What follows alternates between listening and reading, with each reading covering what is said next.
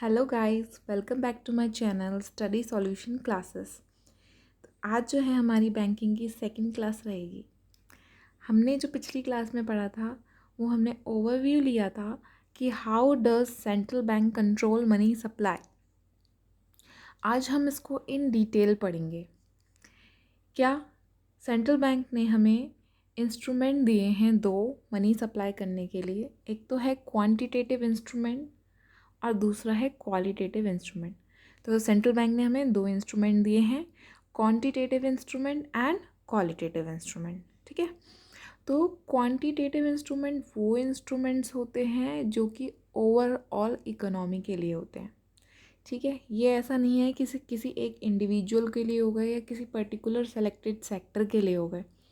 Quantitative instrument हमारी पूरी economy के लिए ये इंस्ट्रूमेंट वर्क करते हैं। ठीक है, नेक्स्ट क्वालिटेटिव इंस्ट्रूमेंट वो इंस्ट्रूमेंट होते हैं जो कि जिनका इम्पैक्ट किसी सर्टेन सेक्टर पे होता है, सेलेक्टेड सेक्टर पे, जो कि बैंक ने निर्धारित कर लिया है। ठीक है, तो quantitative instrument and qualitative instrument, ये इसमें आप नोट्स के तौर पे लिख भी सकते हैं। तो जो हमारे क्वांटिटेटिव इंस्ट्रूमेंट होते हैं उसमें 3 पॉइंट्स होते हैं। ठीक है, कुछ बुक्स में केवल 2 ही पॉइंट गिवन है। ठीक है, लेकिन इसमें एक्चुअली 3 पॉइंट होते हैं। कौन कौन से?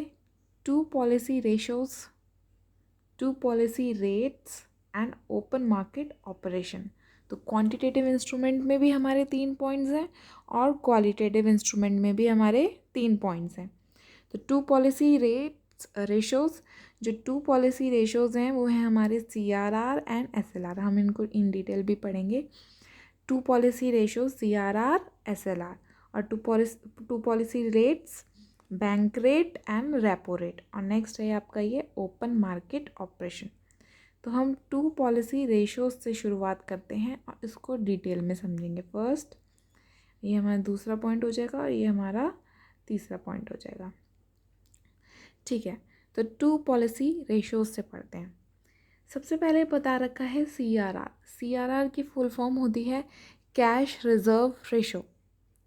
इसको अगर हम आम भाषा में समझें तो ये समझ लीजिए कि ये वो रेट होता है जिस पर जो कॉमर्शियल बैंक है उसको अपने टोटल डिपॉजिट का कुछ परसेंटेज सेंट्रल बैंक के पास रखना पड़ता है। तो ये तो हो गई नॉर्मल टर्म।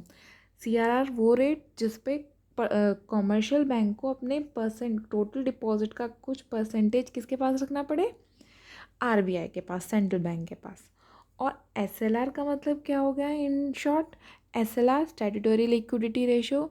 इसमें बता रखा है कि कॉमर्शियल बैंक को अपने टोटल डिपॉजिट का कुछ परसेंटेज अपने पास रखना पड़ेगा in the form of liquid asset.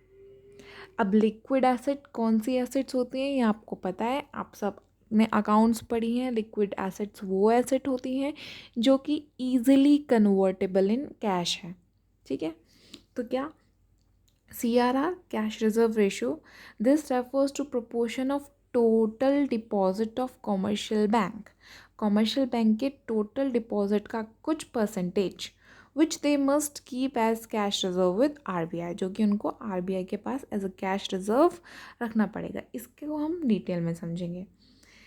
ठीक है, ये इन्फ्लेशन डिफ्लेशन के जो सिनेरियो हैं हम आगे पढ़ेंगे। Statutory liquidity ratio, it refers to liquid asset of commercial bank.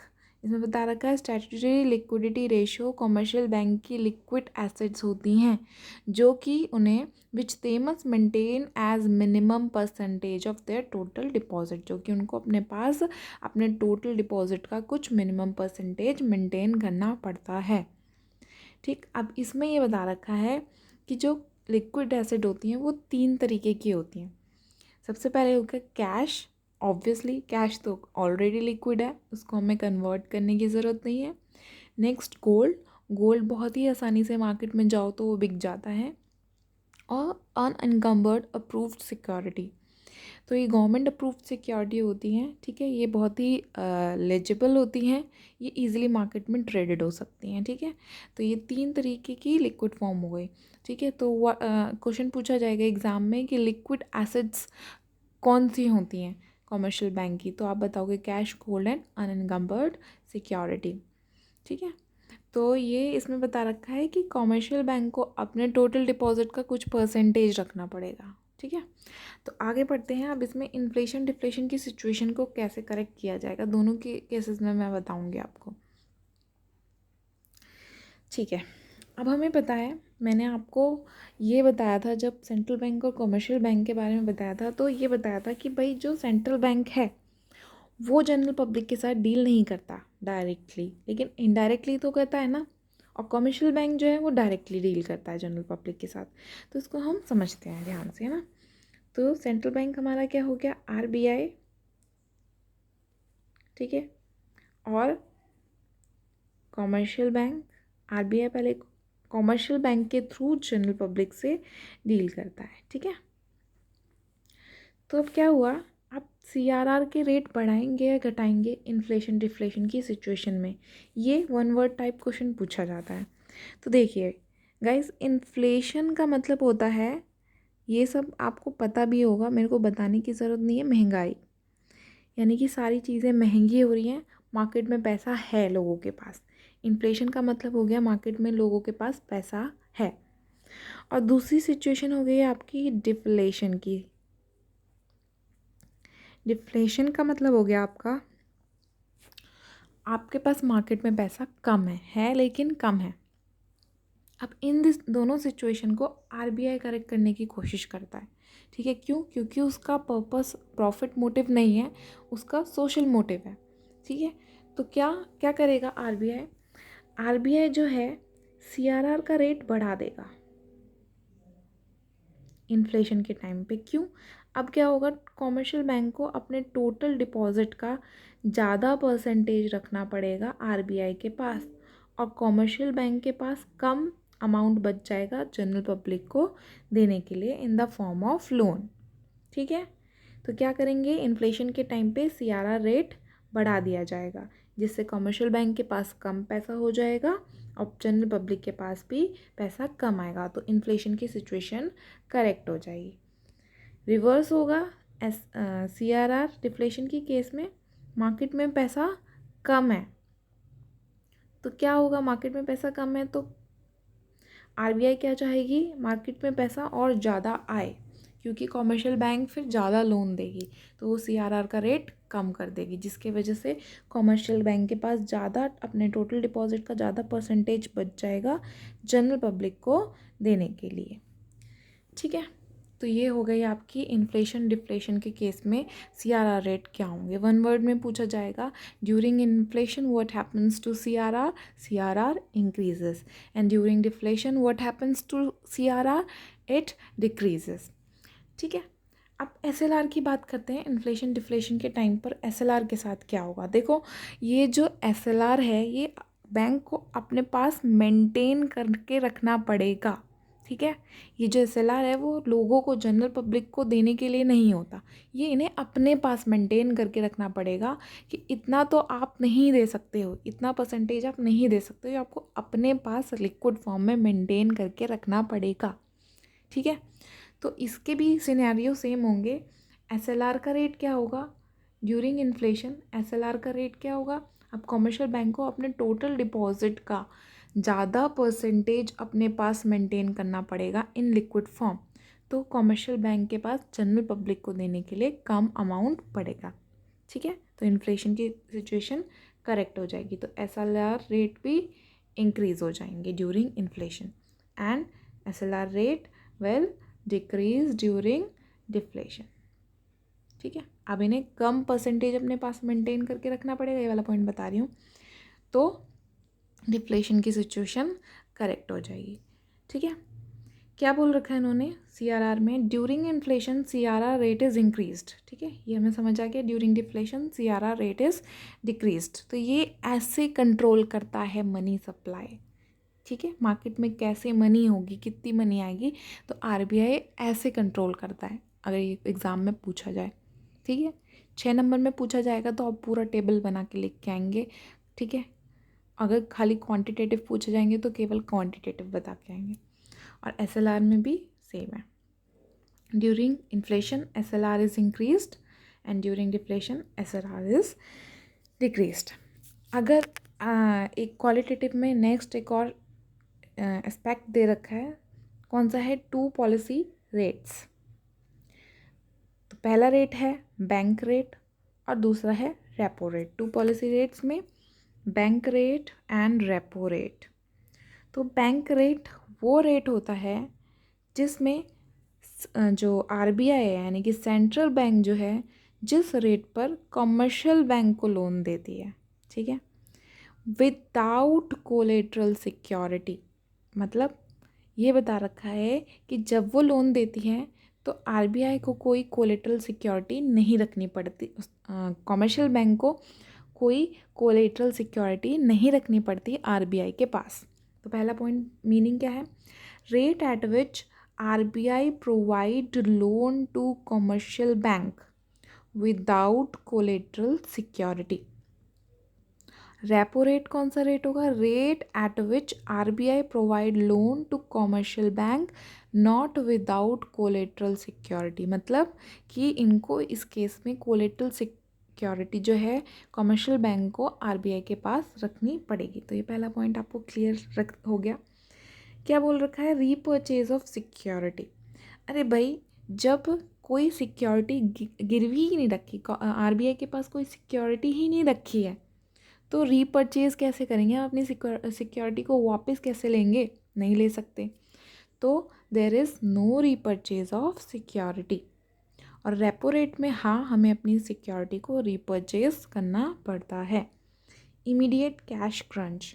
तो ये बैंक रेट जो होता है ये मतलब डेली रेट्स नहीं है, ये शॉर्ट टर्म क्रेडिट्स नहीं होते हैं, ये इमीडिएटली, मतलब ये कभी कभार जब लोगों को बहुत ही ज़्यादा कैश की रिक्वायरमेंट होती है तो वो इस रेट का यूज़ कर लेते हैं, ठीक है। तो ये रेट्स कैसे दिए जाते हैं, to cope up with the immediate cash crunch, ठीक है। ये एक एग्जांपल दूंगी तब समझ आएगा आपको, ये एक सिचुएशन मैं आपको बताऊंगी बाद में। इसको हम short term borrowing of commercial bank बोलते हैं। मतलब ये जो है ये कमर्शियल बैंक का आम काम है, मतलब वो ऐसा करती ही रहती है। तो जो इमीडिएटली हमें कैश मिलता है तो ऑब्वियसली उस पर रेट ऑफ इंटरेस्ट हमसे ज़्यादा हाई चार्ज किया जाता है, ठीक है। तो rate of interest it is generally higher than repo rate. This is generally use an policy instrument. तो हमें पता है, अब दोबारा इसी को अगर हम समझें, ठीक है, SLR CRR में जो होगा वही सेम बैंक रेट और रेपो रेट के साथ होगा। तो क्या होगा, इन्फ्लेशन के टाइम पर बैंक रेट और रेपो रेट बढ़ा दिया जाएगा। क्यों बढ़ा दिया जाएगा, ताकि कमर्शियल बैंक जो हैं उनके पास कम पैसा बचे लोगों को, मतलब rate of interest commercial bank को भी हाई चार्ज करना पड़ेगा लोगों से लोन पे, तो इसलिए लोग कम लोन लेंगे, ठीक है। इसको अगर आप डिटेल में अगर मैं समझाऊं तो दोबारा उसी तरीके से समझाती हूँ। ये जो है ये तो जल्दी जल्दी हो गया, इसको भी थोड़ा डिटेल में समझ लेते हैं कि जो बैंक रेट हैं और वो रेपो रेट हैं वो इन्फ्लेशन डिफ्लेशन के टाइम पे इंक्रीज़ क्यों, मतलब इन्फ्लेशन के टाइम पे इंक्रीज़ और डिफ्लेशन के टाइम पे डिक्रीज़ क्यों होते हैं। तो वही बात बता रही हूँ मैं आपको। RBI किससे डील करता है, कमर्शियल बैंक से, और कमर्शियल बैंक किससे डील करता है, जनरल पब्लिक से। तो जो RBI कमर्शियल बैंक के साथ करेगा वही कमर्शियल बैंक जनरल पब्लिक के साथ करेगा। अगर RBI ने बैंक रेट इंक्रीज़ कर दिया है, यानी कि RBI ने इन्फ्लेशन के टाइम पर रेट इंक्रीज़ कर दिया है, क्यों, ताकि कमर्शियल बैंक भी अपना रेट ऑफ इंटरेस्ट इंक्रीज़ कर दे, जिसकी वजह से लोग क्या हैं, लोन कम लें, ठीक है। तो इन्फ्लेशन की सिचुएशन करेक्ट हो जाएगी। सिमिलरली रेपो रेट के साथ भी सेम होगा, रेपो रेट बढ़ा दिया जाएगा ताकि कमर्शियल बैंक भी अपना जो है रेट ऑफ इंटरेस्ट बढ़ा दे और लोन कम दें और डिफ्लेशन की सिचुएशन करेक्ट हो जाए, ठीक है। तो ये हो गया आपका bank rate. During inflation repo rate and bank rate increase and during deflation both decreases. Next ये थर्ड और लास्ट है इंस्ट्रूमेंट, क्वांटिटेटिव में तीसरा ये लास्ट है, इसको भी हम डिटेल में समझेंगे। ओपन मार्केट ऑपरेशन का मतलब होता है guys sale and purchase of security in open market, ठीक है, यानी कि सिक्योरिटीज़ को ओपन मार्केट में ख़रीदना और बेचना, ये होता है ओपन मार्केट ऑपरेशन में। ये 1 वर्ड और 2 नंबर में, ये 2 मार्क्स में पूछ लिया जाता है, ठीक है। और 1 वर्ड में अगर पूछा जाता है तो ये इसमें से आता है, इस वाले पॉइंट से। और 2 मार्क्स में पूछा जाता है तो डेफिनेशन आती है।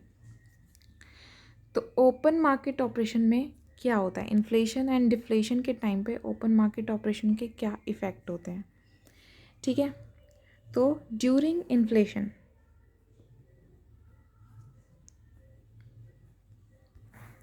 हमें पता है वही RBI